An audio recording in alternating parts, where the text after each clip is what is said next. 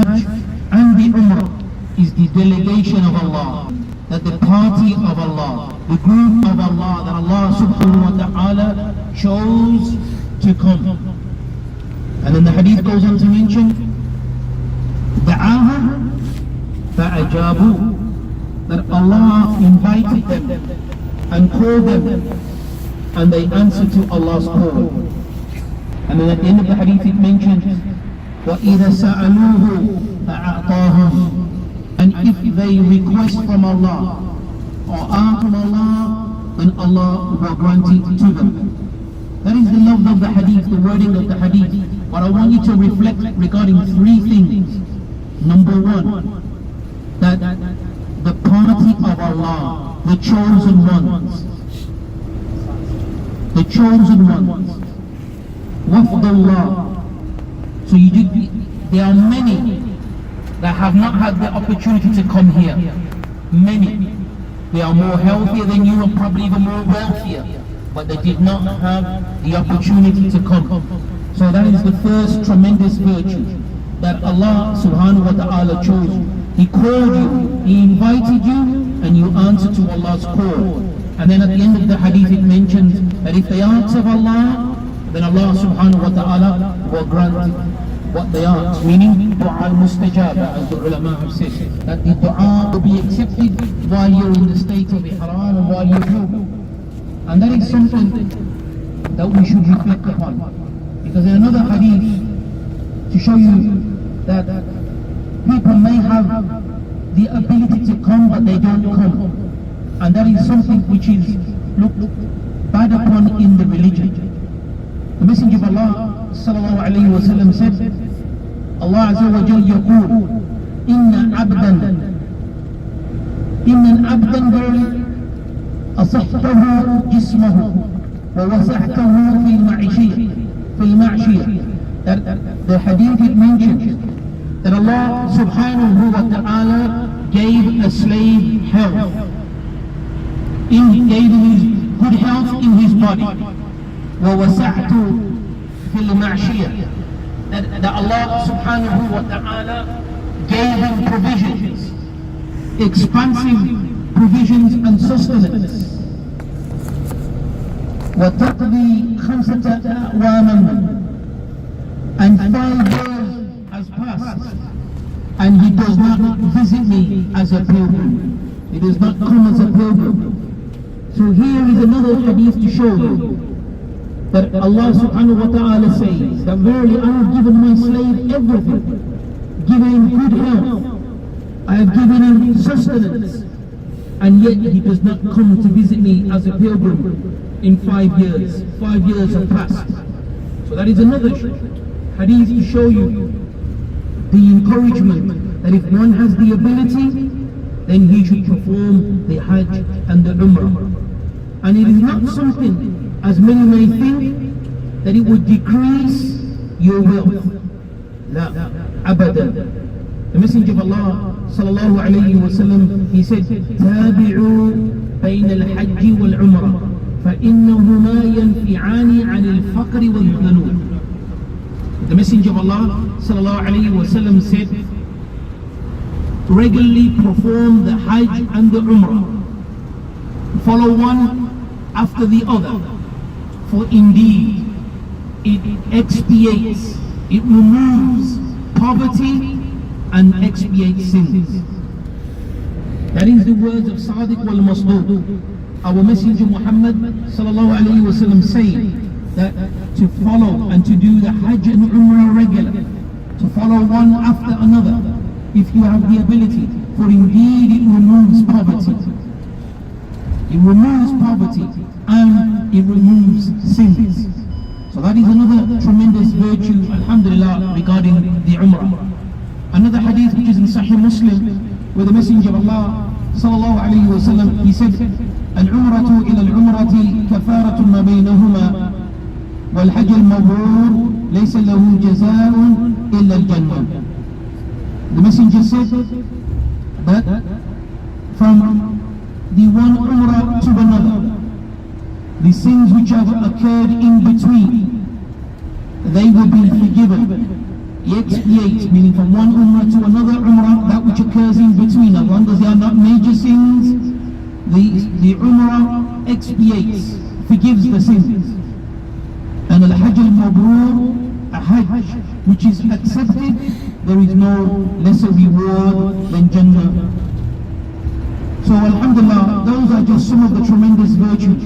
But for me, what really makes me reflect, and I want my brothers and sisters to reflect as well, is regarding the hadith when it mentions Wafdullah, that they are the delegation, they are the party in the group that Allah has chosen.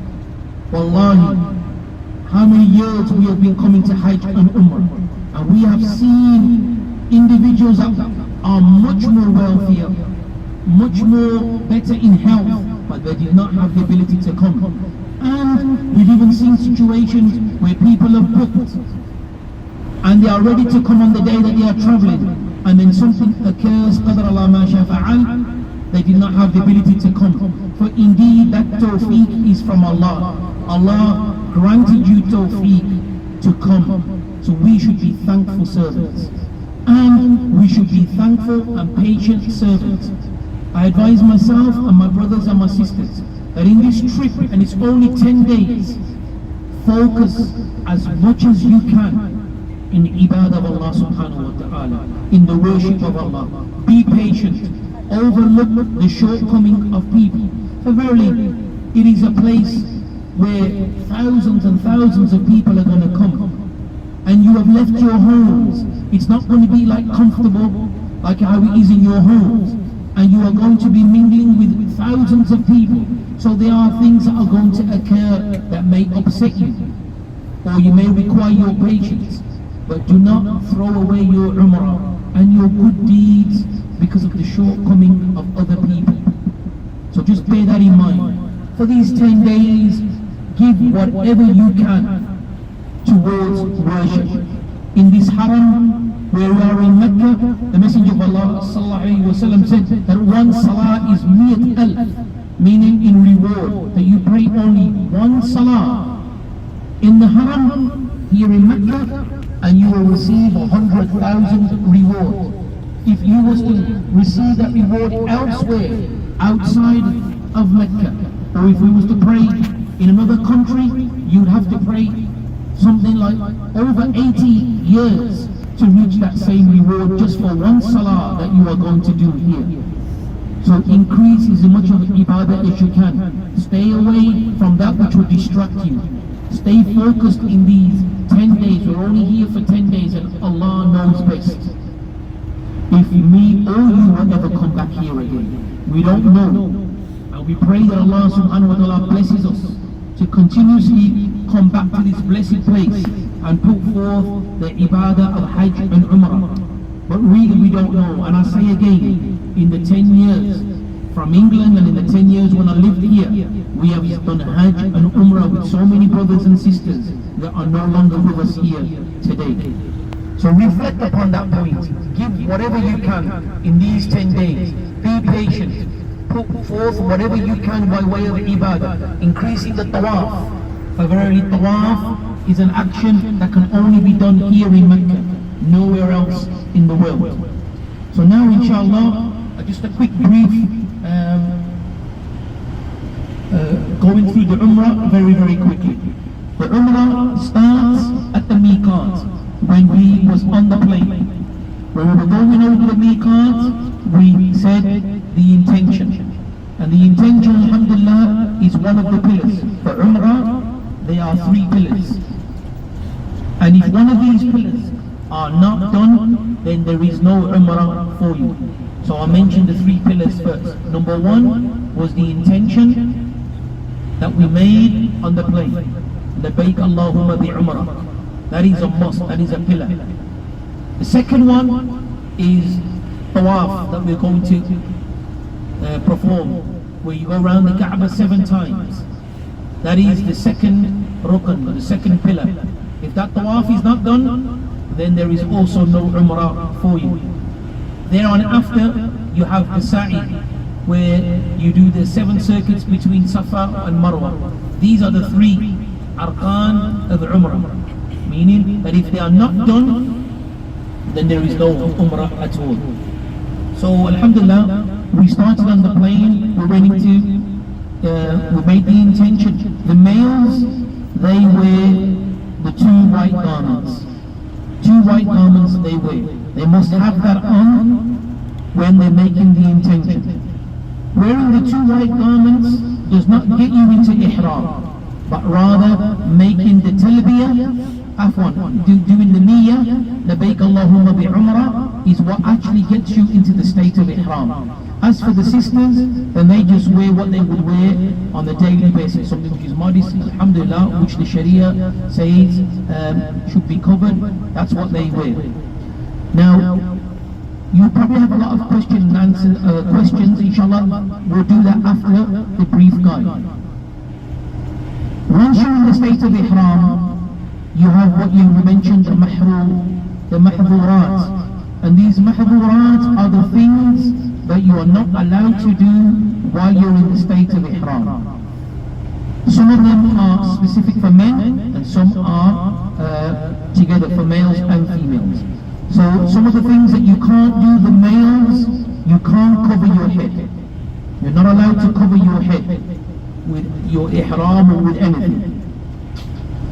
Also, the men, they are not allowed to wear any stitched garments. Anything which resembles the type of body shape, it's not allowed. Also, the men, they have to bare their ankles. They can't cover their ankles. Cutting the nails is not permissible, not for males or females. Removing hair, bodily hair, facial hair, is not permissible while you're in the state of ihram. Cutting the nails is also not allowed.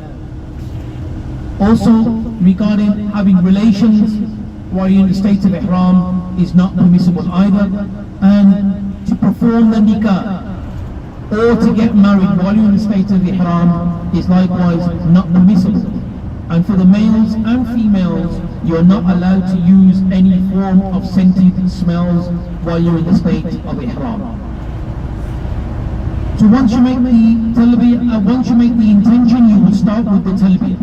From the time when we went over the miqat up until you see the Kaaba, it is the sunnah to make the talbiyah. To say labbaik Allahumma labbaik, labbaik la sharika laka labbaik, inna alhamda wa ni'mata laka wal mulk la sharika lak. And that can be done continuous. It's not done in congregation. We don't all do it together, we do it separately to the best of your ability. So from now up until you see the Kaaba, or from the time that we made the niyyah, we are constantly making the talbiyah. Once we arrive to the Kaaba and we go in, you enter with your right foot, is the sunnah. You enter with your right foot, and when you are going towards the Kaaba, there is a hadith that Shaykh Al-Bani rahimahullah ta'ala authenticates. It's a narration of Ibn Abbas saying that when you first see the Kaaba, then you should supplicate. Thereafter, you go towards the black stone, and the males have to bare their right shoulder.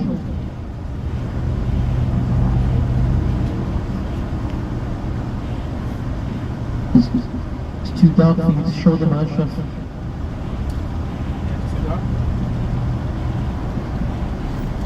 However, the males, they bare their right shoulder and they go round the Kaaba the first 3 times.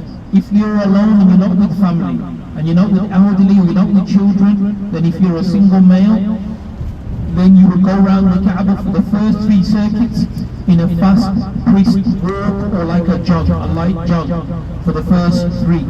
That stems from the time when the Messenger of Allah sallallahu alayhi wa sallam and his companions, when they came to after the Sulh of Hudaybiyah, when they was allowed to come and perform the Umrah, they travelled from Medina and they travelled for days, and when they arrived at the Kaaba they were tired and dishevelled. So the Messenger commanded them to bare their right shoulders and to go round the Kaaba in a brisk walk to show the strength that the Muslims had, because the mushrikeen and the pagans of Quraysh were around watching them, and the Messenger did not want the Sahaba and the Muslims to look weak, so they did this, and thereon after it became a sunnah of the Umrah.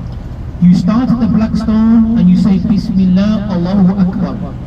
The first time, Bismillah, Allahu Akbar. Then you go round and up until you come to the corner before the black stone. That is called Rukn al-Yaman, the Yemeni corner. From the Yemeni corner to the black stone, and the easiest way to understand that the corner before the black stone, in between there and the black stone, then you make the legislated dua of ربنا آتنا في الدنيا حسنة وفي الآخرة حسنة وقنا عذاب النار. Oh Allah, grant us good in this life and good in the hereafter, and grant us salvation from the hellfire. Once you come to the black stone, then you only make takbir. You don't say Bismillah, Allahu Akbar, that's only the first time. You just merely say Allahu Akbar, and then you go round again. And you do the same 7 times. Once you're finished from the black stone, then you go behind Maqam Ibrahim, or in that direction, not in the courtyard but further back, and the males cover their right shoulder, and then you offer 2 rakats. It is the sunnah to say before you pray, وَاتَّخَذُوا مِن مَقَامِ إِبْرَاهِيمَ مُصَلَّى, and all of these du'as are on the small little pocket guides that we have given you. Then you do 2 rakats. It is the sunnah that in the first rakat you say Surah Al-Fatiha, or you read Fatiha, and Surah Al-Kafirun, قُلْ يَا أَيُّهَا الْكَافِرُونَ. And in the second rakah, Fatiha and Surah Al-Ikhlas, قُلْ هُوَ اللَّهُ أَحَدٌ. After you have completed the 2 rakats, then you will find there's little tubs of Zamzam around. You drink Zamzam, you make dua before you drink Zamzam, and likewise sunnah to pour the Zamzam over your head. It is also sunnah to go back in line into the black stone and do another takbir in line if you can. It's only sunnah. But if you can't, you make your way over to Safa wa Marwa. As you are ascending towards Safa, that's where you start off. Safa is where you start, and that's more to the right hand side. As you are ascending up the mountain, then you recite the verse Inna Safa wal Marwata min sha'airillah ila akhir al-ayah, to the end of the ayah. Then you face the Kaaba, and there is a dua that you do, and it's a dua that is done in a specific way, 3 times.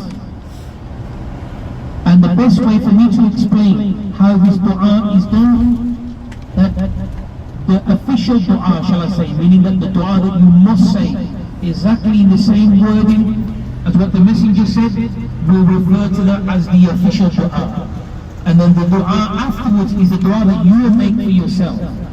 So you face the Kaaba with your hands raised, and then you say Allahu Akbar, Allahu Akbar, Allahu Akbar, La ilaha illallah wahdahu la sharika lah, lahul mulk wa lahul hamd wa huwa ala kulli shay'in qadir. لا إله إلا الله وحده لا شريك له أنجز وعده ونصر عبده وحزم الأحزاب وحده. That there is the official dua. We have to say that exactly in Arabic how it is. After you've said that once, then you make your own dua, your own personal dua. Then you make the official dua for the second time, still facing the Kaaba. After you've completed the official dua the second time, then you make dua for yourself again. Any dua that you wish to make for your family, for anything that you want to ask of Allah. And then you make the official dua the 3rd time. And after the 3rd time, you don't make dua for yourself. You merely walk to the other side and you start going to the other side, which is Marwa. And in between Safa and Marwa, there are 2 green lights. The males are supposed to increase their speed, but if they're with women or with elderly or young children, then there is no need for them to increase their pace, because the ulama say that if you go ahead and run off, there's a possibility that you will lose your family. So you are exempt from that if you are with your wife, or if you are with your mother, or with your daughters, or with young children. When you get to the other side, which is Marwa, you do exactly the same. Facing the Kaaba, making the official dua first, and then your own dua, and then the official dua second time, and then your own dua thereafter, and then the official dua third time, and then no dua after that, and then you go to the other side. You do that 7 times, and remember, you never ever start on the same place that you started. You never ever finish Afwan. You never ever finish at the same place that you started. Because you start at Safa, and then you go to the other side, which is Marwa, that is 1. You return back 2. Other side 3, you come back 4. Other side 5, come back 6. And then you finish on the opposite side that you started. So remember that, you never ever finish on the same side that you started. Thereafter, if once you have finished, all that is left to do is for the women to take 1 lock, and from that lock of hair, just a fingertip. You just cut a fingertip, and khalas, you are out of ihram and your umrah is finished.